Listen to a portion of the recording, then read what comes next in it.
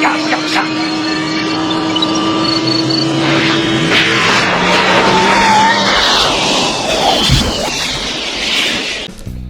Aujourd'hui, on fait l'unboxing puis le test du Plugger Studio MHP30. C'est un casque de monitoring. Alors on va commencer par la boîte comme d'habitude, très belle boîte avec une photo en extérieur qui montre le produit tel qu'il est. Sur le côté, les différentes explications sur sa taille, son impédance, ce qu'il propose.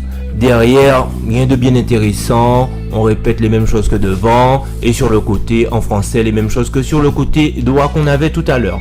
On va ouvrir ça ensemble, voilà, on découvre qu'est-ce que la bête propose, on ouvre ça, on a quoi à l'intérieur, waouh, à première vue, il est énorme. On retire tout ça, on va mettre ça à côté. On a un produit qui semble hyper quali. Je vais toucher tout ça, puis je vais tester après ce qu'on nous promet sur la boîte et je vous dirai moi ce que j'en pense. Voilà. Alors déjà, ce que je vois, c'est qu'il est énorme, je l'ai déjà dit. Il est joli. Regardez-moi ce que ça donne là, regardez ça.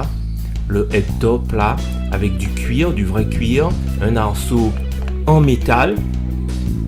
Voilà. Et puis surtout, regardez-moi ça. Ça mesure 50 mm de diamètre. Et ça, c'est assez rare. C'est un circumoral, donc c'est un casque qui va vous tenir les oreilles au chaud, puisqu'il va englober toutes vos oreilles pour qu'il n'y ait pas de son que vous puissiez entendre de l'extérieur. Voilà, le Plugger MHP30. Il se présente comme ça. Bon.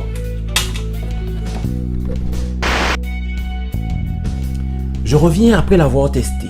Le MHP30 est clairement dédié au Home Studio Podcast.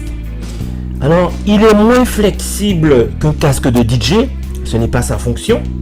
Il intègre des oreillettes beaucoup plus grandes, je l'ai déjà fait remarquer.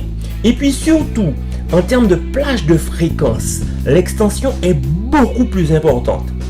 Il est recommandé par les pros pour des applications type streaming, enregistrement studio. Il est très confortable. On peut travailler des heures dans un confort royal. Les oreillettes sont bien moussées, c'est épais et ça va vous protéger les oreilles pendant de longues heures.